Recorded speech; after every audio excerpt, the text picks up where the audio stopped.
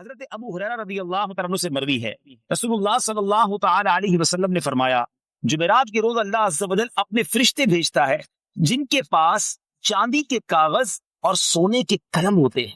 وہ جمعرات کے دن اور جمعے کی رات مجھ پر کثرت سے درود پڑھنے والوں کے نام لکھتے ہیں۔ ذرا غور کیجیے، جمعرات کا دن درود پڑھنا گویا ہمارے لیے عید کا دن ہے، رحمتوں کے نزول کا دن ہے، خوب برکتیں لوٹنے کا دن ہے۔ یہ نیت کر لیں، چلتے پھرتے اٹھتے بیٹھتے درود پڑھتے رہے۔ صلو علی الحبیب صلی اللہ تعالی علی محمد صلی اللہ علیہ وسلم۔ کبھی رات میں ایسا ہوا ہوگا آپ کے ساتھ کہ آپ بڑے دکھی ہوں گے، ٹینشن میں نیند نہیں آئی ہوگی، بچپن میں خاص طور پہ یا جوانی میں، اور آنکھوں میں آنسو ہوں گے اور آپ اپنی والدہ کے پاس گئے ہوں گے، نیند سے بیدار ہو کر یا نیند نہیں آ رہی، اور ماں کو کہا ہوگا ماں میں بہت پریشان ہوں، پھنس گیا ہوں، ماں بیمار ہوں یا قرضے میں ہوں، واٹ ایور آپ کا پرابلم تھا۔ سچ بتاؤ ماں نے کیا کیا تھا؟ کروٹ بدل کر سو گئی تھی کہ بیٹا تو جان تیرا کام جانے، یا ماں بھی بے قرار ہو گئی تھی؟ ماں بھی اٹھ کر بیٹھ گئی، ماں نے سینے لگایا، اللہ سے دعائیں کرنا شروع کر دی۔ مجھے ایک بات بتاؤ، میں بستر سے اٹھ کر آنکھوں میں آنسو لیے جب ماں کے پاس گیا، اس ماں نے سینے لگایا نا۔ کبھی بستر سے اٹھ کر آنکھوں میں آنسو لے کر اللہ کے پاس جاؤ تو صحیح۔ میرا رب تو وہ ہے جس نے میری ماں کے دل میں ممتا بھی اسی نے ڈالی ہے، وہ کئی ماؤں سے زیادہ چاہنے والا ہے۔ ہمارا پرابلم یہ بات ہی نہیں کرتے اللہ سے، ہم سب سے بات کرتے ہیں۔ آپ اس کو ٹرائی کر کے دیکھ لیں، یہ راتیں اللہ سے مانگنے کی ہیں، اور اللہ سے اپنی مادری زبان میں جس طرح بات کرنی ہے بات کرے نا۔ دنیا میں کسی بڑے آدمی، گورنر، وزیر اعظم، صدر سے بات کرنی ہو، بولتے ٹائم نہیں ملتا، نمبر نہیں ملتا، مل جائے تو سیکرٹری بولتا ہے صاحب بہت بیزی ہیں، 15 دن بعد موقع ملے گا۔ اچھا پھر ملاقات 5 منٹ کی ہوگی، کتنی کنڈیشن ہے یار۔ میں تو کہہ رہا ہوں خدا سے بات کرنی ہے، احکم الحاکمین سے بات کرنی ہے۔ کیسے ہوگی؟ پوچھو مولا علی سے۔ کہتے ہیں جب میرا جی چاہتا ہے میرا رب مجھ سے بات کرے، میں قرآن پڑھنے لگ جاتا ہوں، اور جب جی چاہتا ہے میں اللہ سے بات کروں، میں دعا کرنے لگ جاتا ہوں۔ کیا ٹو وے کانورزیشن ہے یار، نو بڈی بٹوین می اینڈ اللہ سبحانہ و تعالیٰ، نو سیکرٹری، نو ٹائم لمٹ، جتنی بات کرنی ہے کرو نا۔ ہاتھ اٹھاؤ اکیلے میں، کبھی کبھی تہجد میں بیٹھا کرو، یہ مسجد میں بھی آ کر نا کونا پکڑ لیا کرے، کبھی کبھی فوراً چلے جاتے ہیں لوگ، اور اللہ سے باتیں کریں۔ اے اللہ پریشان ہوں، اے اللہ بیمار ہوں، پھنس گیا ہوں مولا، کاروبار ٹھپ ہو گیا ہے، روزی کے مسائل ہیں، بیماری کے، جو آپ کے دل میں اللہ سے بات کرو۔ یہ فارمولہ ہے جو ہمیں قرآن سے ملا ہے۔ جس دن آپ اس وظیفے کو اپنا لو گے نا، اور اپنی مشکل، اپنی پریشانی، اپنی تکلیف کہ جب یہ پڑھو گے کہ وَأُفَوِّضُ أَمْرِي إِلَى اللَّهِ إِنَّ اللَّهَ بَصِيرٌ بِالْعِبَادِ، میں اپنے کام اپنے رب کو سونپتا ہوں، بے شک اللہ بندوں کو دیکھ رہا ہے۔ آج ہم کیا کرتے ہیں، ہمارا کوئی کام اٹک جائے، ہم کسی منسٹر کو فائل دے کر آتے ہیں، اور منسٹر صاحب سائن کر دیں تو تسلی ہو جاتی ہے میری فائل پہنچ گئی ہے۔ ارے میں نے تو فلاں وزیر کو دے دی ہے، فلاں جناب حاکم کو دے دی ہے۔ ارے تم دنیا والے کو فائل دے کے سمجھتے ہو تمہارا کام ہو جائے گا، اپنی ساری زندگی کی فائل رب کی بارگاہ میں جمع کرا دو نا۔ وَأُفَوِّضُ أَمْرِي إِلَى اللَّهِ، اے اللہ میں اپنے کام تجھے سونپتا ہوں، میں تھک گیا، میں پریشان، میں بیمار، اے اللہ میں قرضے سے نہیں نکل پا رہا، میرے روزگار کے مسائل ہیں، میرے گھر میں پرابلمز ہیں، اے اللہ میں دنیا میں کوششیں کر کے تھک گیا، اے مالک اب تیرے سپرد کرتا ہوں، اور تجھ سے بڑا خالق کون ہے، تیری حکمتوں کے انداز نرالے۔ وَأُفَوِّضُ أَمْرِي إِلَى اللَّهِ إِنَّ اللَّهَ بَصِيرٌ بِالْعِبَادِ، خدا کی قسم جب تکلیف میں دل کی گہرائیوں سے آپ یہ وظیفہ پڑھیں گے، یہ آیت پڑھیں گے، آپ کو ایک سکون سا محسوس ہوگا کہ میرے رب کریم کو اب کام میں نے دے دیے ہیں جو میری ماں سے زیادہ مجھے چاہنے والا ہے، اور وہ ضرور مجھ پر کرم کے دروازے کھولے گا۔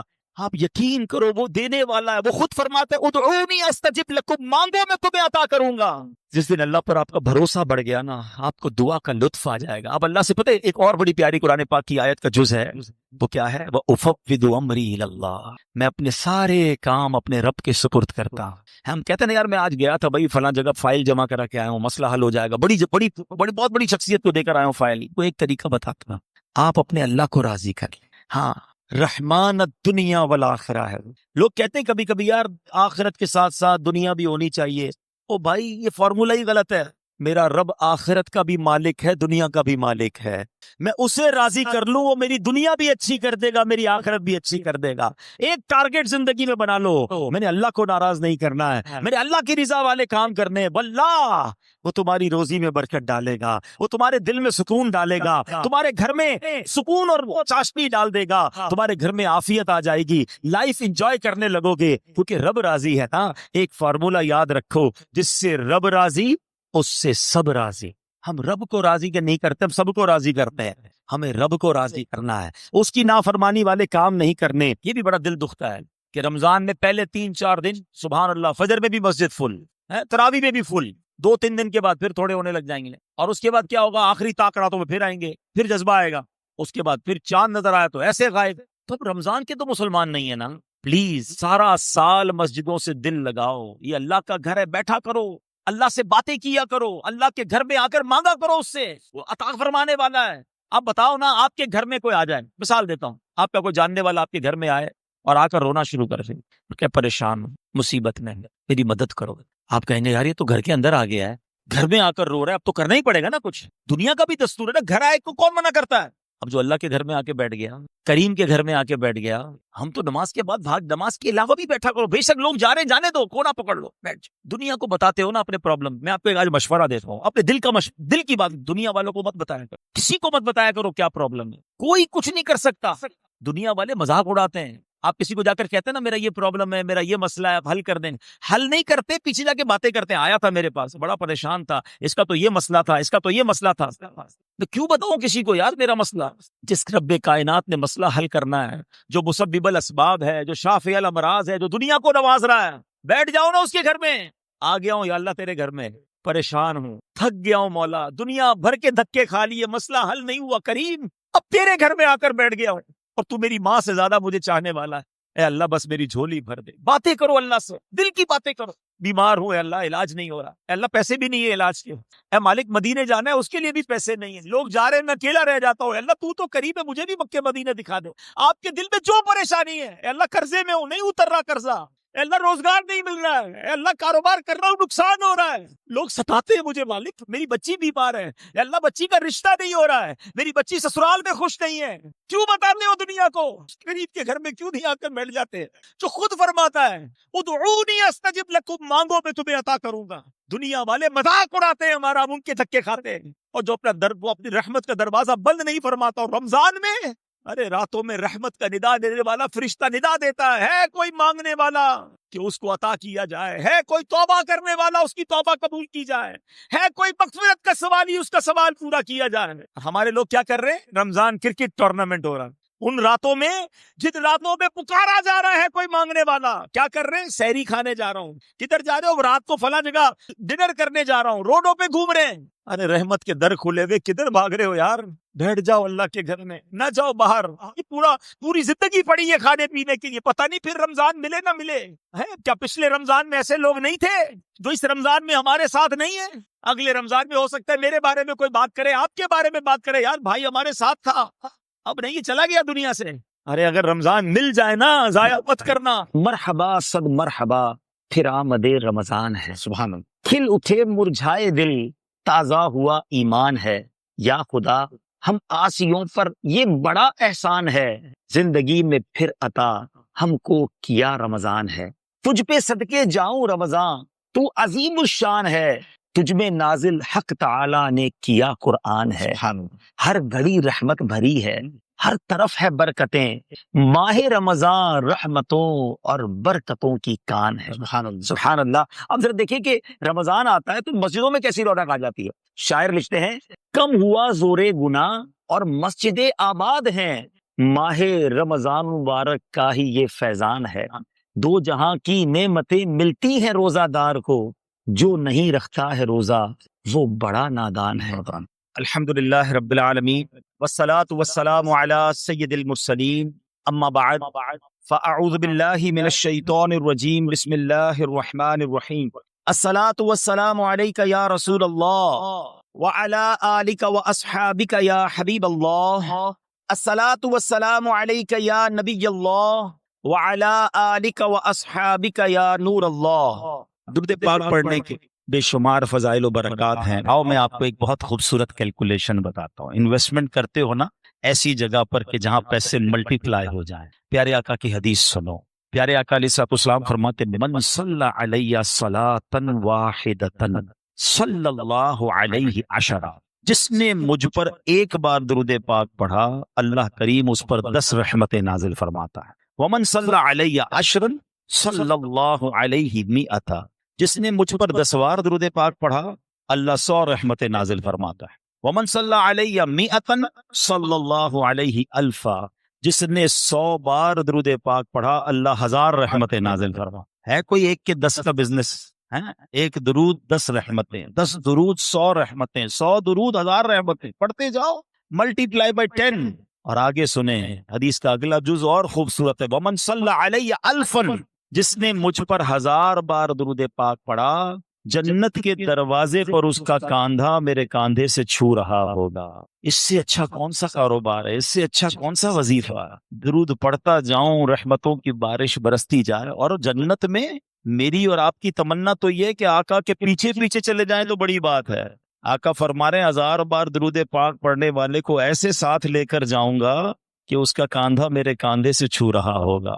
تو پھر درود پاک کثرت سے کیوں نہ پڑھیں؟ آئیے مل کر محبت کے ساتھ با آواز بلند درود پاک پڑھ لیں. صلو علی الحبیب صلی اللہ تعالی علی محمد صلی اللہ علیہ وسلم. آقا کی شان جب بھی بیان کرنی ہوتی ہے، سچی بات یہ ہے کہ وہ مبلغ ہو یا کوئی لکھنے والا ہو، وہ پزلڈ ہو جاتا ہے، وہ حیران ہو جاتا ہے کہ نبی پاک کی شان بیان کیسے کی جائے. اللہ کریم نے اتنے کمالات سے نوازا ہے. Each and every aspect of the life آف رسول پاک علیہ السلام از امیزنگ. سبحان اللہ. اللہ نے ہر صفت میں نبی پاک کو ایسا با کمال بنایا ہے. شاعر مشرق لکھتے ہیں نا، لوح بھی تو، قلم بھی تو، تیرا وجود الکتاب، گنبدے آب گینا رنگ، تیرے محیط میں حباب، شوکت سنجر و سلیم، تیرے جلال کی نمود، فکرے جنید و با یزید، تیرا جمال بے نقاب، شوق گر تیرا نہ ہو میری نماز کا امام، میرا قیام بھی حجاب، میرا سجود بھی حجاب، تیری نگاہ ناز سے دونوں مراد پا گئے، عقل غیاب و جستجو، عشق حضور و اضطراب، عالم آب و خاک میں تیرے ظہور سے فروغ، ذرہ ریگ کو دیا تو نے طلوع آفتاب. ذرا اس مصرے کو سمجھیے گا. ذرہ ریگ کو دیا تو نے طلوع آفتاب. ذرہ ریگ کیا ہوتا ہے؟ ریگستان میں ایک چھوٹا سا جو ذرہ ہے، ریت کا ذرہ، مگر اس ذرے کو اگر نبی پاک سے نسبت مل جائے، اللہ اسے طلوع آفتاب بنا دیتا ہے. اس کو ایسی شوقت مل جاتی ہے، ایسا عروج ملتا ہے کہ عقل حیران ہو جاتی ہے. میں 2-3 ایگزامپلز کے ذریعے سمجھاتا ہوں، ورنہ تو یوں سمجھیے کہ ساری رات اگر اسی مصرے کو ڈیفائن کرتا رہے کہ ذرہ ریگ کو دیا تو نے طلوع آفتاب. اب ذرا بتائیے، مدینہ منورہ میں جب نبی پاک تشریف نہ لے گئے تھے، جب تک تشریف نہیں لے گئے تھے، اس کو کیا کہا جاتا تھا؟ یثرب کہا جاتا تھا. یا what is the meaning of Yathrib? اس کے معنی تھے آفتوں والی، بلاؤں والی جگہ. مگر سبحان اللہ، جب میرے آقا کے قدم لگے تو وہ مدینہ منورہ بن گیا. اس کے غبار میں شفا، اس کی فضاؤں میں شفا. اللہ اکبر. شاعر کہتے ہیں نا، جب سے لگے ہیں قدم رسالت مآب کے، جب سے لگے ہیں قدم رسالت مآب کے، جنت بنا ہوا ہے مدینہ حضور کا، ذرہ ریگ کو دیا تو نے طلوع آفتاب، یثرب کو مدینہ بنا دیا. اور ایگزامپل سنو. ایک ایسی شخصیت کہ وہ جو ننگی تلوار لے کر نبی پاک پر اٹیک کرنا چاہتے تھے، پیارے آقا کو شہید معاذ اللہ کرنا چاہتے تھے، دیدار مصطفیٰ کیا کیا، آقا پر ایمان کیا لائے، نبی پاک نے کیا بنا دیا؟ عمر فاروق بنا دیا. اور فرماتے میرے بعد کوئی نبی ہوتا تو عمر ہوتا. ذرہ ریگ کو دیا تو نے طلوع آفتاب. جس کو نسبت ملتی گئی، جو انٹیکٹ ہوتا گیا، وہ عروج پاتا گیا. چلو چلتے ہیں نبی پاک کی بچپن کی طرف. ابھی ولادت ہوئی ہے. مکے کے لوگوں کا دستور ہے کہ بچوں کو دودھ پلانے کے لیے ولیج میں بھیجا جاتا تھا، دائیوں کے سپرد کیا جاتا تھا. اس کی 2 وجوہات تھی. ایک تو ان کی نشو و نما فریش ایئر میں ہو جائے، اور عرب کے لوگوں کو اپنی زبان سے بڑا پیار تھا. وہ چاہتے تھے کہ بچے ولیج میں رہ کر پراپر عربک سیکھ سکیں. آپ دیکھیں کراچی شہر والوں کی اردو بھی عجیب و غریب ہو گئی، کیونکہ کئی قومیں سب شامل ہوتی ہیں، لینگویج جو ہے وہ ڈسٹرب ہو جاتی ہے. عرب کے لوگ یہ نہیں چاہتے تھے، وہ اپنے بچوں کو گاؤں بھیج دیا کرتے. اب میں ایک سوال پوچھنا چاہتا ہوں. آج سے 1450 سال پہلے کم و بیش مکہ پاک میں، عرب کے اس میدان میں کچھ دائیاں آئی تھی، بچوں کو لینے کے لیے مجھے بتاؤ ایک دائی کے سوا کسی اور دائی کا نام آپ کو یاد ہے؟ دنیا میں کوئی نہیں جانتا، مگر ایک دائی کے بھاگ کیسے جاگے۔ وہ کہتی ہے میں گئی مکے میں، سب دائیوں کو بچے مل گئے، مجھے بچہ کیوں نہیں ملا؟ کیونکہ میری جسم میں بڑی کمزوری تھی، اپنے پاس بھی دودھ کم تھا، اپنے بچے کو بھی نہیں پلا پاتی تھی، تو مجھے کسی نے بچہ نہیں دیا۔ مگر میں نے دیکھا ایک بچہ ہے جس کو کوئی لے کے نہیں گیا ہے، اور ریزن یہ تھا کہ اس بچے کے والد دنیا میں نہیں تھے، بچے کا چہرہ بڑا چمک رہا تھا۔ میں نے سوچا خالی ہاتھ جانے سے بہتر ہے میں اس بچے کو لے جاتی ہوں۔ وہ دائی کہتی میں تو کمزور تھی، میری سواری بھی کمزور تھی، مکے آتے آتے میری سواری سب سے پیچھے رہ جاتی، قافلے والے بار بار کمپلین کرتے۔ دائی کا نام کیا تھا؟ بی بی حلیمہ۔ کہتے تھے اے حلیمہ تیری وجہ سے ہمارا قافلہ ڈیلے ہو رہا ہے، تیری سواری سب سے پیچھے رہ جاتی ہے، بار بار رکنا پڑتا ہے۔ مگر وہ دائی حلیمہ کہتی جب بچہ لے کر واپس جانے لگی میری سواری سب سے آگے چلنے لگ گئی۔ لوگ کہتے اے حلیمہ کیا جانور تبدیل کر لیا ہے؟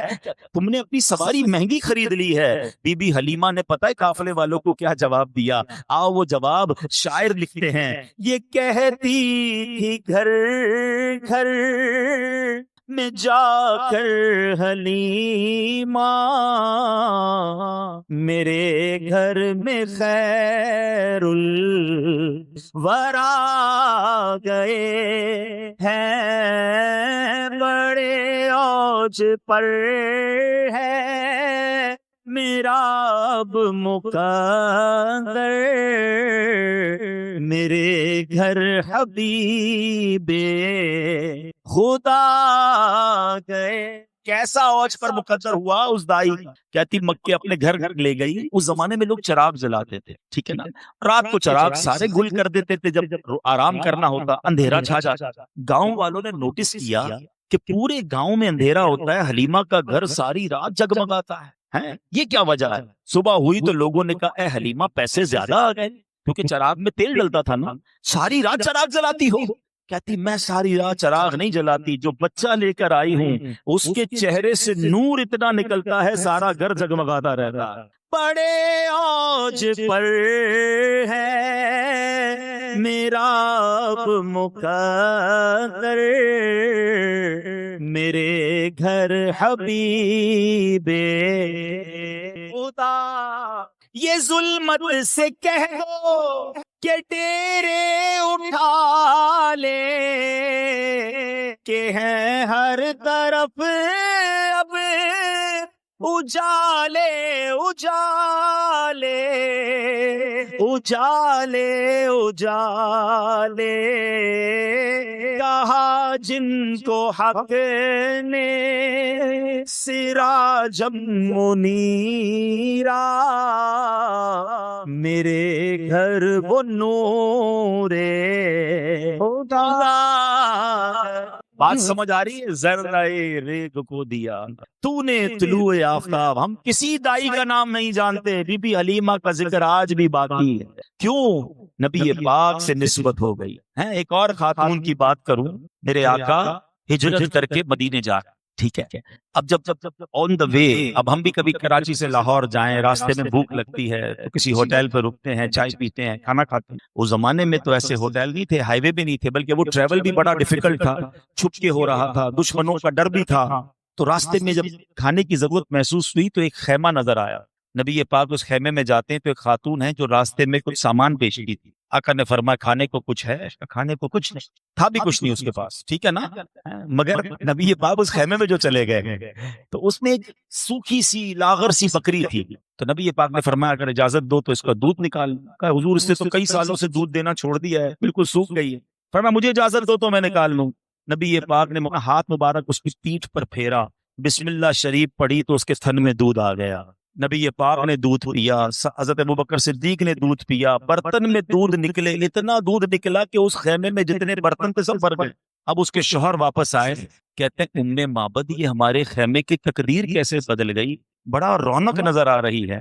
اچھا وہ جو خاتون تھی نا وہ اتنی مبہوت ہو گئی، اتنی نبی پاک کے حسن کو دیکھا، پیارے آقا کے چہرے کو دیکھا، نام بھی نہیں پوچھا، ان کو نام بھی نہیں پتا تھا کہ بس ایک مبارک شخصیت آئی تھی ہمارے بھاگ جگا کر چلے گئے. انہوں نے کہا بتاؤ تو صحیح کہ ام معبد کو دکھتے کیسے تھے؟ اللہ اکبر. اس خیمے والی نے نبی پاک کا جو حلیہ بیان کیا، موتیوں جیسے الفاظ بیان کیے. یقین کریں جو علماء بیٹھے ہیں یا جنہوں نے سیرت کی کتابیں پڑھی ہیں، آج تک ہر سیرت نگار جب جب نبی پاک کا حلیہ بیان کرتے ہیں، ام معبد کے اس خیمے والی کے الفاظ اپنی کتابوں میں لکھتے ہیں، تو پتہ یہ چلا کہ ذرہ ریگ کو دیا تو نے طلوع آفتاب. اصل بات پتہ ہی کیا ہے؟ ان کے جو غلام ہو گئے، وقت کے امام ہو گئے، نام لیوا ان کے جو ہوئے، ان کے اونچے نام ہو گئے. بلکہ سچی بات یہ، اگر یہ منظر آپ آج بھی اگر دیکھنا چاہتے ہیں، اگر آج بھی دیکھنا چاہتے ہیں نا، آپ ان علماء کی لسٹ بنا لیں، ان نعت خوانوں کی لسٹ بنا لیں جو صدق کے دل کے ساتھ میرے آقا سے محبت کی بات کرتے ہیں، عشق رسول کی بات کرتے ہیں، ان کے نام کو بلند کرنے کی بات کرتے ہیں. اللہ ان کے ناموں کو بلند کر دیتا ہے، لوگوں کے دلوں میں ان کی عزت ڈال دیتا ہے. کیونکہ بات یہ ہے کہ جس نے نبی پاک سے نسبت حاصل کر لی، بے شک وہ ذرہ ریگ کیوں نہ ہو، ذرہ ریگ کو دیا تو نے طلوع آفتاب. تو اگر میں اور آپ چاہتے ہیں ہماری عزتیں بلند ہوں، ہماری جناب اللہ کریم شانیں بلند کر دے، ہم نبی پاک کے چرچے کو بلند کریں، ہم سرکار علیہ الصلوۃ والسلام کی بات کرنا شروع کر دیں، انشاءاللہ آپ پر رحمتوں کا نزول شروع ہو جائے گا. تو بہرحال میرے پیارے اسلامی بھائیوں، پیارے آقا کی کچھ ایسی شان کے بارے میں آج میں بیان کرنا چاہتا ہوں کہ سرکار دو عالم علیہ الصلوۃ والسلام کو رب نے اپنا حبیب تو بنایا، مگر رب کریم نے نبی پاک علیہ الصلوۃ والسلام کو کیسی کیسی اتھارٹیز عطا فرمائیں. آج دنیا میں ہم بات کرتے ہیں کہ دنیا کا سب سے پاورفل آدمی کون ہے، تو سنا جاتا ہے کسی ملک کے صدر کے بارے میں کہا جاتا ہے کہ جناب جو اس ملک کا صدر ہوتا ہے نا، وہ پوری دنیا کا پاورفل آدمی ہوتا ہے. مگر اگر اس کے بھی اختیارات دیکھیں تو وہ ساری دنیا پر نہیں چل رہے ہوتے، چند ملکوں پر اس کا آرڈر چلتا ہے، چند ملکوں پر اس کا کنٹرول چلتا ہے. مگر میں اس ہستی کی بات کر رہا ہوں کہ جس کو رب نے کیسے کیسے اختیارات سے نوازا. آپ کو شاید یہ معلوم، کچھ لوگوں کو ہوگا، سب کو شاید نہ ہو. یہ تو ہم جانتے ہیں نبی پاک کے معجزات سن کر کہ اللہ نے پیارے آقا کو اس دنیا میں زمین پر بھی اختیار دیا، آسمانوں پر بھی اختیار دیا، اتھارٹیز عطا فرمائیں. مگر آج میں آپ کو ایک اور خوبصورت تفصیل بتانا چاہتا ہوں کہ سرکار دو عالم علیہ الصلوۃ والسلام کو دراصل دو قسم کے اختیارات دیے گئے: اختیارات تشریعیہ، اختیارات تکوینیہ. ٹھیک ہے، ذرا مشکل لفظ لگ رہے ہیں، میں آسان کر دیتا ہوں. اختیارات تشریعیہ کی ڈیفینیشن یہ ہے کہ نبی پاک کو رب عز و جل نے شریعت میں بھی اختیار عطا فرمایا. یعنی شریعت کے جو آرڈرز ہیں، نبی پاک چاہیں تو کسی کے لیے معاف فرما دیں اور کسی کے لیے پیارے آقا جو چاہیں وہ فرض فرما دیں. یہ کیسا اختیار ہے؟ اور پھر اختیارات تکوینیہ یہ ہیں کہ اللہ کریم نے اس کائنات کے تمام نظام میں نبی پاک کو کمال کے اختیارات سے نوازا. اب ذرا میں چند ایگزامپلز دوں گا، بہت لمبا بیان نہیں کروں گا. باقی یہ باتیں تو ایسی ہیں کہ ساری رات گزر جائے گی، نبی پاک کی اتھارٹیز کے واقعات ختم نہ ہوں گے. اب ذرا سنیے اختیارات تشریعیہ کی مثال، بڑی پیاری مثال. ایک بار نبی پاک علیہ الصلوۃ والسلام کی بارگاہ میں ایک شخص آیا، حضرت ابو ہریرہ رضی اللہ عنہ اس کے راوی ہیں. وہ کہتے ہیں ہلکت یا رسول اللہ، یا رسول اللہ میں ہلاک ہو گئے. نبی پاک علیہ الصلوۃ والسلام نے فرمایا ما شأنک، کیا بات ہو گئی، کیسے ہلاک ہو گئے؟ حضور میں اپنی زوجہ کے ساتھ روزے کی حالت میں وہ کر چکا جس کی اجازت نہیں ہے. تو نبی پاک علیہ الصلوۃ والسلام نے فرمایا هل تجد ما تعتق رقبہ، کیا تم غلام آزاد کر سکتے ہو؟ اب اس کا کفارہ بیان کر رہے ہیں. تو کہتا ہے لا یا رسول اللہ، میں تو غلام آزاد کرنے کی طاقت نہیں رکھتا. اب فرمایا فهل تستطيع ان تصوم شهرين متتابعين، کیا تم 2 مہینے لگاتار روزے رکھ سکتے ہو؟ اب نبی پاک فرماتے فهل تستطيع ان تطعم 60 مسکینا، کیا تم 60 مسکینوں کو کھانا کھلا سکتے ہو؟ اب یہ کفارے کی 3 کیٹیگریز تھی نا، یا تو غلام آزاد کریں، یا 60 مسلسل روزے رکھیں، یا 60 مسکینوں کو کھانا کھلائیں. کہ حضور میں 60 مسکینوں کو بھی نہیں کھلا سکتا. اب کوئی کفارہ ادا کرنے کی اس کے اندر ایبلٹی نہیں ہے. وہ جا کر بیٹھ گئے. تھوڑی دیر ہوئی تو نبی پاک علیہ الصلوۃ والسلام کی بارگاہ میں ایک صحابی رسول ایک کھجوروں کا ٹوکرا لایا. نبی پاک فرماتے وہ کدھر ہے؟ اب دیکھیں کتنا پیار ہے اپنے امتی سے. آتا ہے فقیروں پہ انہیں پیار کچھ ایسا، خود بھیک دیں اور خود کہیں منگتا کا بھلا ہو. فرماتے وہ کدھر گئے جو تھوڑی دیر پہلے آئے تھے؟ وہ آئے تو نبی پاک فرماتے ہیں خذ ھذا فتصدق، آقا فرماتے ہیں کہ لے جاؤ اور اب جا کر اس کو صدقہ کر دو، فقیروں میں بانٹ دو. تو وہ کہتا ہے حضور میں اپنے سے زیادہ کس محتاج پر صدقہ کروں؟ مدینے میں مجھ سے بڑھ کر کوئی محتاج نہیں ہے.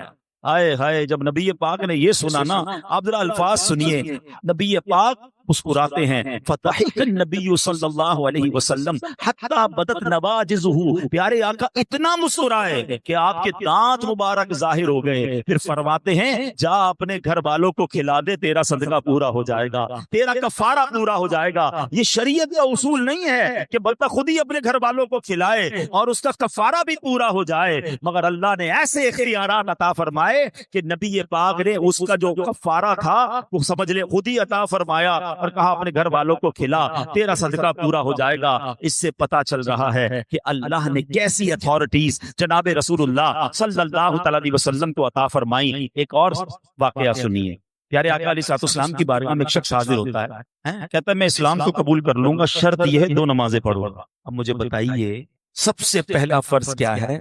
نماز۔ نمازیں کتنی فرض ہیں؟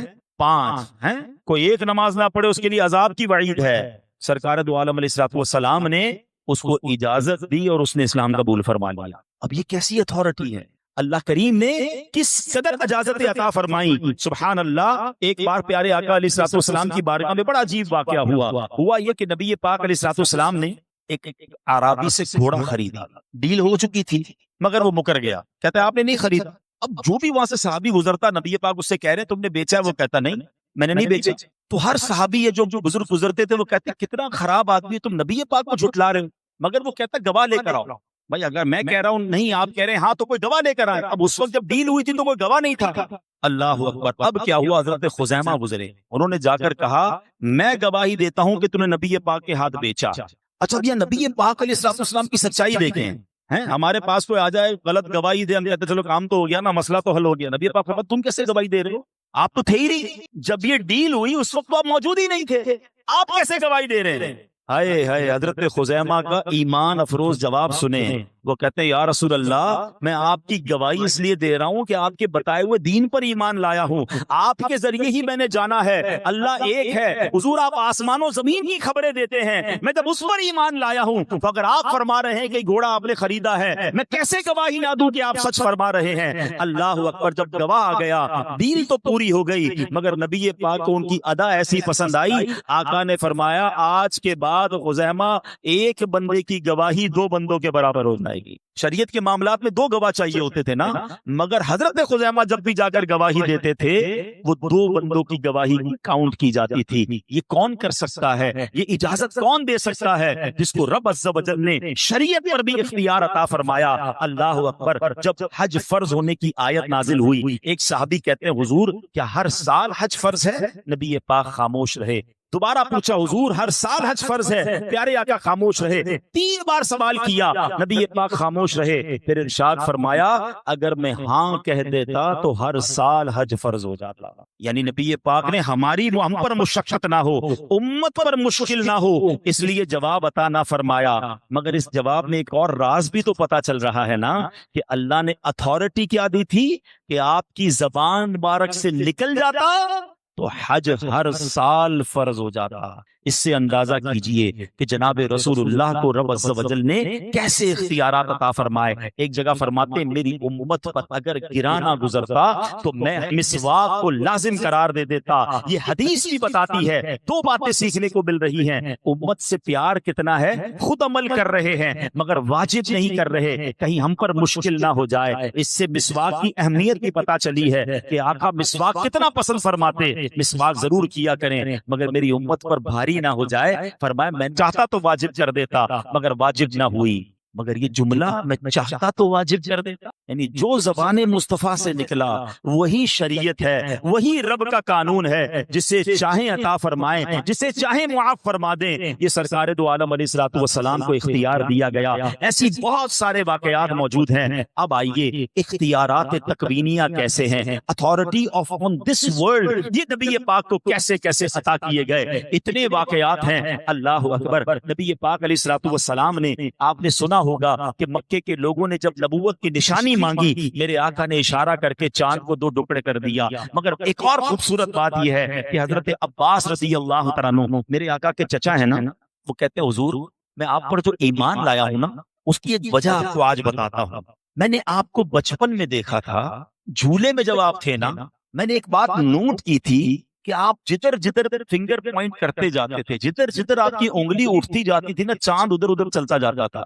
حضرت عباس کہہ رہے ہیں، اب میں بڑی ایک لطیف سی بڑی باریک سی بات کہنے جا رہا ہوں، ہمارے ساتھ ایسا ہوتا ہے، آپ کے ساتھ بھی ہوتا ہوگا کہ کبھی کبھی ہمارے چاچا تایا گھر پہ آتے ہیں بزرگ، اور آ کر ہمیں کہتے ہیں بچپن میں تم یہ کر رہے تھے، میں تمہیں جھولے میں دیکھا تھا یہ کر رہے تھے، اور بعض اوقات تو ایسے ایسے پول کھولتے ہیں کہ شرم بھی آ رہی ہوتی ہے، نہ کیا کریں بھائی، ہم نے کیا ہوگا بچپن میں کچھ، اب سب کے سامنے تو نہ کہنا، ٹھیک ہے نا، لیکن اگر وہ کہہ رہے ہوتے ہیں تو ہمیں ماننا بھی پڑتا ہے، کیونکہ ہمیں تو یاد نہیں ہوتا، یہ کہہ رہے ہیں تو کیا ہوگا بھائی، بچپن کی باتیں کس کو یاد ہیں؟ مگر میرے آقا کی شان دیکھیں، حضرت عباس کہہ رہے ہیں آپ جھولے میں جہاں انگلی اٹھاتے تھے میں نے دیکھا چاند ادھر جاتا تھا۔ نبی پاک نے یہ نہیں فرمایا کہ میرے چچا جان مجھے نہیں پتا، آقا فرماتے ہیں ہاں میں چاند سے باتیں کرتا تھا، وہ مجھ سے باتیں کرتا تھا، چاند مجھے رونے سے چپ کروایا کرتا تھا، بلکہ چچا جان جب چاند اللہ کی بارگاہ میں سجدہ کرتا تھا تو میں اس کی سجدے کی آواز بھی سنتا تھا۔ بچپن میں یہ عالم ہے جناب رسول اللہ کا، اللہ اکبر، جبھی تو اعلیٰ حضرت لکھتے ہیں نا، چاند جھک جاتا جدھر انگلی اٹھاتے مہد میں، چاند جھک جاتا جدھر انگلی اٹھاتے مہد میں، کیا ہی چلتا تھا اشاروں پر کھلونا نور کا۔ ارے بچپن میں جس کی سماعت کا عالم یہ ہے، شباب میں عالم کیا ہوگا؟ ہم صلاۃ و سلام میں پڑھتے ہیں نا، اللہ اللہ وہ بچپنے کی پابند اس خدا بھاتی صورت پہ لاکھوں سلام۔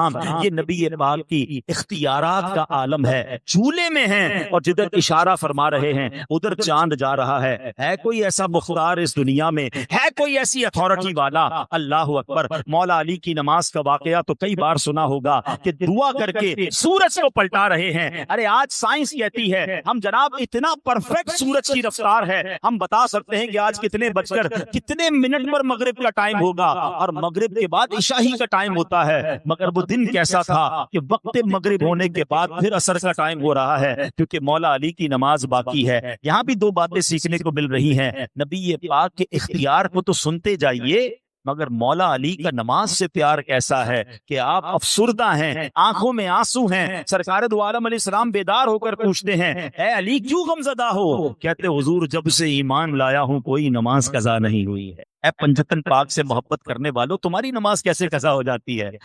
اب ذرا غور کیجئے، یہ باتیں ساتھ ساتھ سیکھتے جائیے۔ بہرحال کیسے کیسے کمالات ہیں۔ ایک بار جمعے کا دن ہے، بخاری شریف کی حدیث، نبی پاک خطبہ دے رہے ہیں، ٹھیک ہے، اور ایک صحابی آئے اور کہتے ہیں یا رسول اللہ، ہمارے حدیث پاک کا خلاصہ بیان کر رہا ہوں، بارش نہیں ہو رہی ہے، بہت عرصہ ہو گیا، کھیت سوکھ گئے، کنویں سوکھ گئے، جانور پیاسے، یا رسول اللہ بارش چاہیے۔ اچھا میں واقعہ روکتا ہوں، ایک سوال کریٹ کرتے ہیں، وہ تو صحابی رسول تھے، کیا انہیں نہیں پتا تھا کہ بارش تو اللہ کی طرف سے آتی ہے؟ دعا کر لیتے اللہ کی بارگاہ میں، نبی پاک کے دربار میں کیوں آیا ہے؟ اس کا مطلب یہ ہوا کہ صحابی کا بھی یہ عقیدہ ہے کہ واہ کیا جود و کرم ہے شہ بطحا تیرا، نہیں سنتا ہی نہیں مانگنے والا تیرا۔ نبی پاک نے نہ کہا کہ اے صحابی اللہ سے دعا کر لو، اللہ کے حبیب نے ہاتھ اٹھائے، اللہ کی بارگاہ میں دعا کی، سبحان اللہ۔ وہ کہتے ہیں اس وقت مدینے میں آسمان پر کوئی بادل نہیں تھا، مگر نبی پاک کے ہاتھ اٹھانے کی دیر تھی کہ پہاڑوں جیسے بادل آنا شروع ہوئے اور فوراً بارش برستی ہے۔ ابھی آقا خطبہ دے کر منبر سے نہیں آئے، موسلا دھار بارش ہو رہی ہے، اور اتنی بارش ہو رہی ہے کہ آقا علیہ الصلوۃ والسلام کی داڑھی سے بارش کے قطرے گر رہے ہیں۔ کہ جمعہ بارش، ہفتہ بارش، اتوار بارش، پیر بارش، نان اسٹاپ ریننگ، پورا ہفتہ۔ اگلا جمعہ آ گیا، حدیث کے الفاظ ہے وہی صحابی یا کوئی اور کھڑے ہوئے، کہتے ہیں حضور کرم کیجئے، بارش رکوائیے۔ Again there is a question, if you want to stop rain in your city, why you don't asking in the court of Allah subhanahu wa ta'ala؟ اللہ سے مانگو نا۔ کیسا عقیدہ ہے صحابہ کا، بارش چاہیے تو بھی دربار رسالت میں، بارش رکوانی ہے تو بھی اللہ کے حبیب علیہ الصلوۃ والسلام کی بارگاہ میں آتے ہیں۔ اب ذرا مزید اتھارٹی دیکھیے میرے آقا کی، بخاری شریف کی حدیث کے الفاظ سنانے جا رہا ہوں۔ نبی پاک یہ جانتے تھے کہ شہر کے اندر بارش نقصان دہ ہوتی ہے، مگر کھیتوں میں، کھلیانوں میں بارش ہو تو فائدہ ہوتا ہے، فصلوں کو اور فائدہ ہو جائے گا، کنویں بھر جائیں گے۔ اللہ اکبر۔ نبی پاک نے یہ دعا نہ کی کہ اللہ بارش روک دے، اللہ کے نبی نے کمال کمال کی دعا کی. اللہ کے حبیب علیہ الصلوۃ والسلام عرض کرتے ہیں بارگاہ الہی میں اللہم حوالینا ولا علینا، اے اللہ ہمارے اطراف میں بارش برستی رہے، ہم پر بارش نہ ہو. اور پھر سبحان اللہ حدیث کے الفاظ ہیں، میرے آقا نے اپنا ہاتھ اٹھایا، جدھر جدھر اشارہ کرتے جاتے بادل کٹتا جاتا، بادل ہٹتا جاتا، اشارے سے بادل ہٹ رہے ہیں. حدیث کے الفاظ ہیں مدینہ پیالے کی مانند ہو گیا، مدینے کے اوپر اسکائی کلیئر ہو گیا. باہر سے آنے والے لوگ بتاتے تھے باہر اب بھی بارش ہو رہی ہے مگر مدینے میں بارش نہیں ہو رہی. سبحان اللہ، اللہ نے کیسے اختیارات سے اپنے نبی کو نوازا، کیسے کمالات سے نوازا. اور سبحان اللہ میرے آقا ایسا معجزہ دکھائیں تو اعلیٰ حضرت کا قلم کیسے خاموش ہو سکتا ہے. اچھا، اعلیٰ حضرت کا ایک اور بڑا خوبصورت اسلوب ہے کہ جب نبی پاک کی شان بیان کرتے ہیں نا، اپنی ریکویسٹ بھی ساتھ لگا دیتے ہیں، اپنے لیے بھی التجا ساتھ کر لیتے ہیں. وہ ایک فقیروں کا انداز ہوتا ہے نا کہ سخی کے دربار میں جائیں کہ اللہ سخی کی خیر فرمائے، اللہ سخی کے گھر کی خیر فرمائے تاکہ میرا بھی کام ہو جائے. سبحان اللہ، اعلیٰ حضرت کا دربار رسالت میں انداز دیکھیں. کہتے ہیں آقا جن کو سوئے آسماں پھیلا کے جل تھل بھر دیے، جن کو سوئے آسماں پھیلا کے جل تھل بھر دیے، صدقہ ان ہاتھوں کا پیارے ہم کو بھی درکار ہے. حضور جو آپ نے ہاتھ اٹھا کر مدینے کو جل تھل کر دیا تھا، یا رسول اللہ ان ہاتھوں کا صدقہ ہمیں بھی عطا فرمائیے. اللہ نے کیسی کیسی اتھارٹیز سے نوازا. سرکار دو عالم علیہ الصلوۃ والسلام کو واقعات تو بہت سارے ہیں، ایمان تازہ ہو جاتا ہے. حدیبیہ کا موقع ہے، صحابہ پھر پیاسے ہیں، پھر پانی چاہیے. صحابہ آتے نبی پاک علیہ الصلوۃ والسلام کی بارگاہ میں، 1400 صحابہ ہیں. کہتے حضور وضو بھی کرنا ہے، پانی بھی پینا ہے، ہم بھی پیاسے، جانور بھی پیاسے. حضور پانی نہیں ہے، پانی لینا ہے کنواں ڈھونڈتے، پانی لینا ہے کسی اور جگہ جاتے. پھر نبی پاک کے دربار میں آئے ہیں. اللہ کے حبیب علیہ الصلوۃ والسلام فرماتے ہیں ایسا کرو جتنے تمہارے برتن ہیں ان کا سب کا پانی جمع کرو. راوی کہتے ہیں سب کا پانی جمع کیا پھر بھی ایک برتن نہ بھرا. پانی لے کر دربار رسالت میں آئے. سبحان اللہ، حضرت موسیٰ کا معجزہ تو سنا ہوگا نا کہ آپ نے اپنا عصا مارا تو چشمے جاری ہو گئے. It is logically expected. ہاں جناب، زمین سے پانی نکلتا ہے، پہاڑوں سے پانی نکلتا ہے، آبشاروں سے پانی نکلتا ہے، مگر سنو میرے آقا کیسے باکمال ہیں. نبی پاک نے اس برتن میں اپنا مبارک ہاتھ ڈال دیا اور 5 انگلیوں سے پانی کے فوارے جاری ہو گئے. پانی کتنا نکلا؟ 1400 صحابہ نے پانی پیا، اپنے برتن بھرے، انہوں نے وضو کیے، جانوروں نے پانی پیا. راوی کہتے ہیں ہم 1400 تھے مگر 1,00,000 صحابہ ہوتے، سب کو پانی پورا ہو جانا تھا. ہائے ہائے ہائے، بریلی کے تاجدار امام عشق و محبت اسی معجزے کی طرف اشارہ کرتے ہیں نا. فرماتے ہیں انگلیاں ہیں فیض پر، ٹوٹے ہیں پیاسے جھوم کر، ندیاں پنجاب رحمت کی ہے جاری. واہ واہ، اللہ اکبر. یہ شان ہے دربار رسالت صلی اللہ تعالی علیہ وسلم کی. ایک اور خوبصورت ڈبیٹ علماء کرتے ہیں which is more sacred water in the world. ساری دنیا میں سب سے مبارک پانی کون سا ہے؟ زمزم شریف واقعی بڑا مبارک ہے. حضرت اسماعیل علیہ الصلوۃ والسلام کے قدموں کی رگڑ سے جاری ہوا. سبحان اللہ. مگر علماء کہتے ہیں وہ پانی جو نبی پاک کی مبارک انگلیوں سے جاری ہوا نا، وہ دنیا کا سب سے مبارک پانی ہے. صحابہ کرام کی قسمت پر ہماری جانیں قربان جنہوں نے وہ مبارک پانی نوش فرمایا. سبحان اللہ. ایک بار غزوہ احد کا موقع، حضرت قتادہ کہتے ہیں کہ نبی پاک کی بارگاہ میں ایک کمان تحفے میں دی گئی. تیر کمان ہوتا ہے نا، کہتے ہیں نبی پاک علیہ الصلوۃ والسلام نے مجھے دے دی. میں نے کیا کیا، پیارے آقا علیہ الصلوۃ والسلام کے ساتھ میں نے بھی تیر چلانا شروع کر.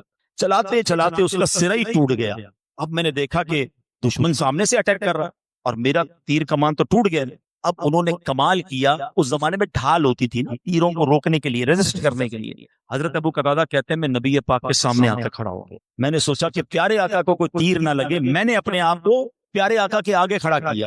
اب کہتے ہیں کہ تیر آیا، میں نے اپنا چہرہ نبی پاک کے چہرے کے آگے کیا ہوا تھا، وہ سیدھا میری آنکھ میں ڈلا اور میری آنکھ کا ڈیلا باہر آ گیا. Try to understand the pain of سیدنا ابو قتادہ رضی اللہ تعالیٰ. میری اور آپ کی آنکھوں میں تنکا چلا جائے تو چیخ نکل جاتی ہے. ڈیلا کہتے ہیں آنکھوں کا باہر آ گیا. اللہ اکبر. کہتے ہیں میں اس کو اپنی ہاتھ میں پکڑ لیا اور کفار جب شکست کھا کر بھاگ گئے تو میں وہی ڈیلا لے کر نبی پاک کی بارگاہ میں آیا. حضور نے جب یہ دیکھا تو آقا کی آنکھوں میں آنسو آ گئے. اب ذرا دعا سنیے گا، اللہ کے حبیب علیہ الصلوۃ والسلام کیا دعا کرتے ہیں؟ دعا کرتے ہیں اے اللہ جس طرح قتادہ نے اپنے چہرے کے ذریعے تیرے نبی کی حفاظت کی، اسی طرح تو بھی اس کی حفاظت فرما اور اس آنکھ کو دوسری آنکھ سے زیادہ خوبصورت اور تیز نظر والا بنا دے۔ حضرت ابو قتادہ کی اس آنکھ کو نبی پاک نے اپنے ہاتھ سے رکھا، وہ کہتے یہ وہ آنکھ جو باہر نکل آئی تھی پچھلی آنکھ سے زیادہ تیز اور اچھا دیکھنے والی بن گئی۔ یہ کیسا کمال ہے، یہ کیسی سرجری ہے۔ اور پھر صحابہ کا بلیف بھی دیکھیں کہ کسی ڈاکٹر کے پاس نہیں جا رہے ہیں، آنکھ باہر نکلتی ہے تو نبی پاک علیہ الصلوۃ والسلام کی بارگاہ میں آ جاتے ہیں۔ اللہ اکبر۔ ایک صحابی کے بارے میں آتا ہے سیڑھیاں اتر رہے تھے، پیر پسلا، پنڈلی ٹوٹ گئی، کریک پیر کی پنڈلی ٹوٹ جائے یہ بہت بڑا کریک ہوتا ہے اور بڑا آپریشن ریکوائرڈ ہوتا ہے، راڈ ڈلتی ہے۔ وہ صحابی کہتے ہیں میں نے کپڑے سے اس پیر کو باندھا، نبی پاک کی بارگاہ میں حاضر ہوا، آقا کو ماجرا سنایا، فرماتے اپنا پاؤں پھیلاؤ۔ میں نے اپنا پیر پھیلایا، سرکار دو عالم علیہ الصلوۃ والسلام نے اپنا دست کرم پھیر دیا، ایسا ہو گیا کہ سرے سے کوئی تکلیف ہی نہیں ہے۔ کہتے نبی پاک کے پاس اختیار نہیں ہے، نبی پاک کے پاس اتھارٹی۔ بخاری شریف کی حدیث میں نے آپ کو سنائی ہے، کتنی حدیثیں سناؤں جہاں پتہ چلے کہ سرکار دو عالم علیہ الصلوۃ والسلام کو رب نے کیسا با کمال بنایا۔ اب آؤ مزید ایمان تازہ کریں۔ پنجابی کا شعر سنتے ہو نا، تیرا خواں میں تیرے گیت گاواں یا رسول اللہ۔ لوگوں کو بعض اوقات پرابلم ہوتی ہے، یہ کیوں کہتے ہو کہ تیرا خواں؟ ہم جناب یہ شعر پڑھتے ہیں، کھاتے ہیں تیرے در کا، پیتے ہیں تیرے در کا، پانی ہے تیرا پانی، دانا ہے تیرا دانا۔ کچھ لوگوں کو کنفیوژن شروع ہو جاتی ہے، لگتا ہے حدیثوں کا علم نہیں ہے۔ آؤ حدیثیں سنو۔ سرکار دو عالم علیہ الصلوۃ والسلام فرماتے ہیں، صحیح بخاری کی حدیث ہے، ریفرنس چاہیے نا، آقا فرماتے انما انا قاسم واللہ یعطی، میں ہی تقسیم کرتا ہوں اور اللہ تعالی عطا فرماتا ہے۔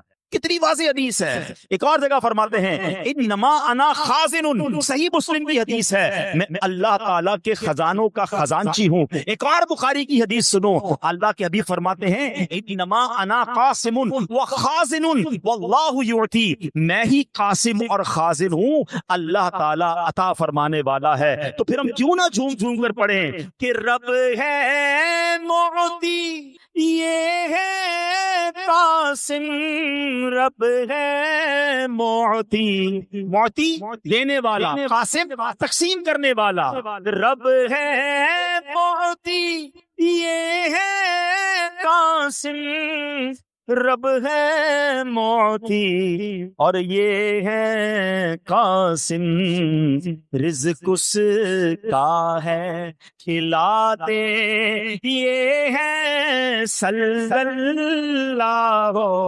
علیہ وسلم، صلی اللہ علیہ وسلم، صلی اللہ۔ حضرت ابو ہریرہ کے پاس بڑی کمال کی ایک تھیلی تھی۔ ہاں آخری حدیث سن لو پھر بیان کو اینڈ کرتے ہیں۔ واقعات میں نے کہا نا بہت سارے ہیں، مگر یہ واقعہ میں نے سوچا کم سنایا جاتا ہے، ورنہ آپ کو مجھے سیدنا ابو ہریرہ کا وہ دودھ کا پیالہ بھی یاد آ رہا تھا، نبی پاک کے اور بھی بڑے معجزات یاد آ رہے تھے، مگر آج یہ واقعہ سن۔ حضرت ابو ہریرہ رضی اللہ تعالیٰ کہتے ہیں کہ ایک بار لڑائی کا موقع تھا تو لشکر جو ہمارے صحابہ ساتھ تھے کھانے کی کمی تھی، تو نبی پاک نے مجھ سے فرمایا اے ابو ہریرہ کھانے کو کچھ ہے؟ تو میں نے عرض کی حضور میرے تھیلے میں کچھ کھجوریں ہیں۔ فرمایا لے آؤ۔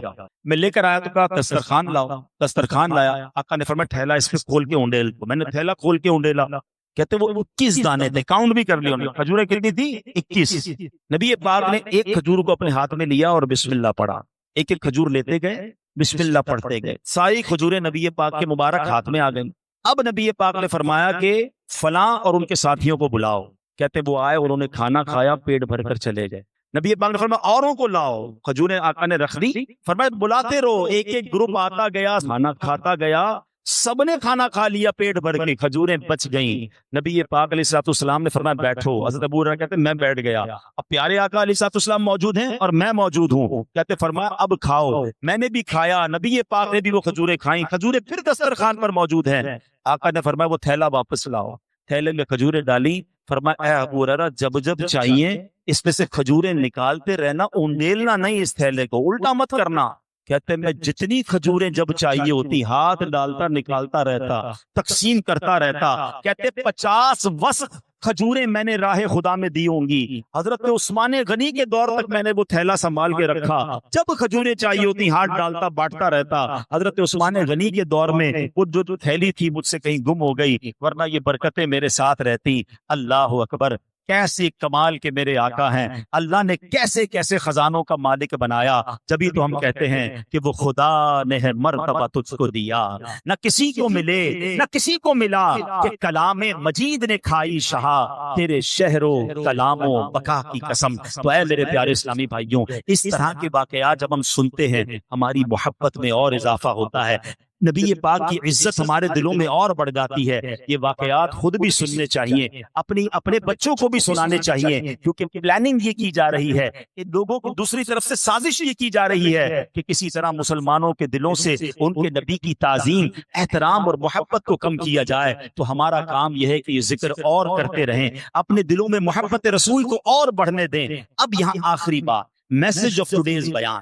آپ کو پتہ ہے کہ نبی پاک علیہ الصلوۃ والسلام تو سب سے باکمال, سب سے اعلیٰ و اولیٰ ہیں, اور ہم ان کے صدقے ہمیں کیا ملا ہے پتہ؟ سارے نبیوں کے سردار ہمارے آقا, سب سے افضل ہمارے آقا. ان کی برکت سے ان کی جو امت ہے نا, ہم جو ہیں ہمیں بھی سب سے افضل امت قرار دی, خیر الامم کہا گیا ہے. ہمارا کام کوئی اچھا نہیں ہے, مگر نبی پاک کی نسبت کی وجہ سے اس امت کو خیر الامم کہا گیا, سب سے افضل امت کہا گیا. اور آپ کو پتہ ہے قیامت کے دن ہمیں کیا کیا ملے؟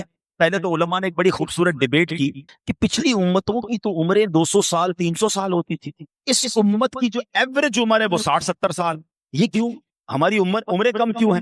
اچھا, پھر دوسرا سوال ایک کوسچن بنتا ہے کہ اس امت کو سب سے آخر میں کیوں لایا گیا؟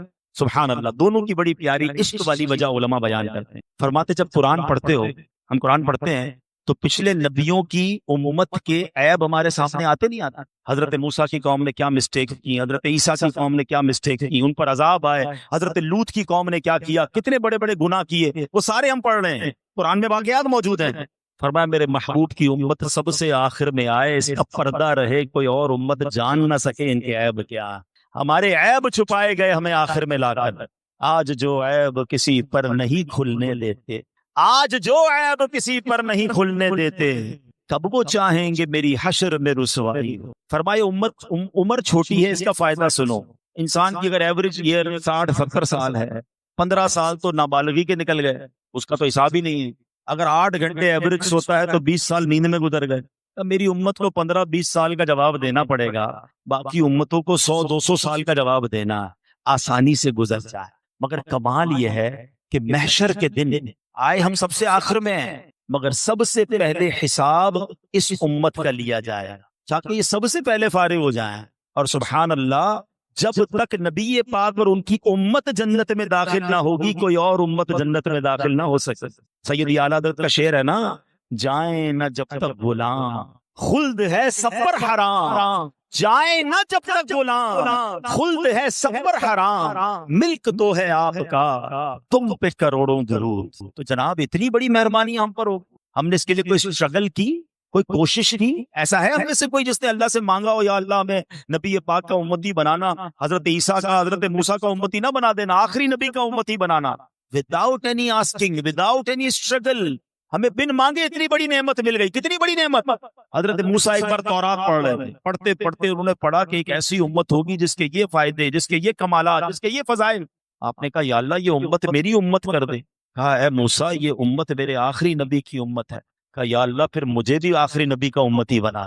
کلیم اللہ تمنا کر رہے ہیں اس امت میں داخل ہونے کا, اور ہمیں بن مانگے بنا دیا گیا. مگر کوئی رسپانسبلٹی بنتی ہے کہ نہیں؟ اگر آپ کو بن مانگے کوئی بڑا انعام دے دیا جائے تو کوئی تو تھینکس گیونگ بنتا ہے نا, کوئی تو شکرانہ بنتا ہے, کوئی تو ذمہ داری بنتی ہے کہ یار بن مانگے اتنی بڑی ذمہ داری, اتنا بڑا ریوارڈ.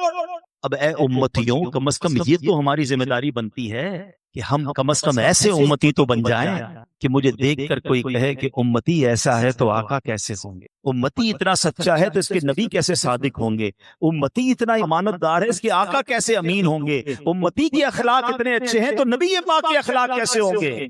مگر انفارچونیٹلی اس کا الٹ ہوتا جا رہا ہے. آج امت کو دیکھ کر لوگ اسلام کو برا بھلا کہہ رہے ہیں, آج ہم مسلمان آپس میں کاروبار کرنے میں ڈر رہے ہیں. آج مسلمان کے وعدوں پر یقین نہیں آ رہا ہوتا کہ یار یہ بات جو کر رہا ہے سچ کہہ رہا ہے کہ نہیں کہہ رہا, میں پیسے دوں گا ٹائم پہ ملیں گے نہیں ملیں گے. ہم اپنے ملک کی یا مسلم ملک کی پروڈکٹ خریدنے میں ڈر رہے ہوتے ہیں. ہم کہتے ہیں میڈ ان پاکستان نہیں, فلاں میڈ ان ملک کی لو یار, وہ سچا بولتے ہیں.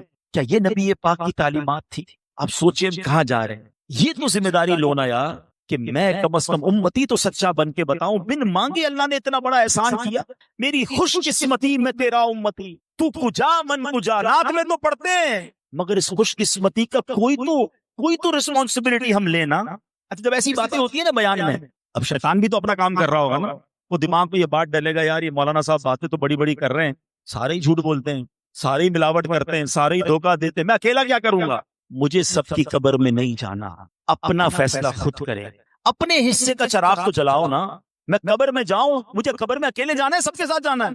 جب مجھے اکیلے جانا ہے اپنی قبر میں خود جواب دینا ہے, نبی پاک کا دیدار بھی ہوگا قبر میں, تو میں وہاں جا کر کہہ تو سکوں کہ یا رسول اللہ میں اپنے حصے کا چراغ جلا کر آیا, میں سچ بول کر آیا, میں امانت داری سے آیا. حضور میں نے آپ کے دین کی کچھ خدمت کی ہے, میں اسلام کے نام کو بلند کرنے کی کوشش کی, میں نے اسلام کے نام کو روشن کرنے کے لیے کچھ کام کیا. ایک بات تو آج نیت کر کے جانا ہے یار, اگر میں اسلام کا نام روشن نہیں کر سکتا کم از کم بدنام تو نہ کروں. ہونا تو یہ چاہیے کہ نبی پاک کے پرچم کو ساری دنیا میں ہم مل کر بلند کریں. وہ دن پھر آ سکتے ہیں. پہلے ایسے دن تھے کہ صحابہ کرام کو, اولیاء کرام کو دیکھ کر لوگ مسلمان ہوتے تھے, ان کو بولنا نہیں پڑتا تھا, چہرہ دیکھ کر لوگ مسلمان ہو جاتے تھے. ان کے پڑوس میں رہنے آتے تھے, پڑوسی کی اخلاق دیکھ کر مسلمان ہو جاتے تھے, ان سے بزنس کرتے تھے, بزنس کرتے کرتے اسلام قبول کر لیتے تھے. کیا ہمارے پڑوس میں آ کر کوئی غیر مسلم مسلمان ہو جائے گا؟ ہمارا تو اپنا مسلمان پڑوسی پریشان ہے ہم سے. ہم کہتے ہیں بیڑا غرق ہوتا ہو تو اس کا ہو جائے, ہمارا کام سیدھا ہونا چاہیے. نہیں, یہ اسلام نہیں ہے. اللہ کرے دل میں اتر جائے میری بات. نیت کیجئے, آج نیت کر لیں کہ بس آج کے بعد ہماری کوئی نماز قضا نہیں. The best gift which you have to give to رسول پاک علیہ السلام, نبی پاک کو بہترین تحفہ اگر آپ دینا چاہتے ہیں نا, وہ خود فرماتے ہیں جعلت قرۃ عینی فی الصلاۃ, نماز میں میری آنکھوں کی ٹھنڈک ہے. میں کیسا امتی ہوں کہ نبی پاک کی آنکھوں کی ٹھنڈک نماز قضا کر دے. کسی بھی صورت میں میری نماز قضا نہیں ہونی چاہیے. آج طے کر لو, سفر ہو, ٹریول ہو, گھر پہ ہو, کاروبار پہ ہو, کچھ بھی ہو جائے, نماز کا ٹائم ہو, میری نماز پہلے پڑھیں گے انشاءاللہ. نماز کی نیت کریں, اپنی زندگی میں بدلاؤ لائیں, پھر دیکھیں وہ ہم اپنے ہم ایک قدم بڑھائیں گے نا اللہ کی طرف, اللہ کی رحمت کی طرف, وہ 10 قدم بڑھ کر رحمت ہماری طرف آئے, کام آسان ہوتے چلے جائیں گے. الحمدللہ ایسی پیاری باتیں دعوت اسلامی کے اس پیارے ماحول میں سکھائی جاتی ہیں. دعوت اسلامی کی اگر اسی طرح اجتماعات میں آتے رہیں گے, بیانات سنتے رہیں گے, مدنی چینل دیکھتے رہیں گے, تو عشق رسول میں اضافہ ہوگا, نبی پاک سے محبت میں اضافہ ہوگا. آمین بجاہ النبی الامین صلی اللہ علیہ وسلم.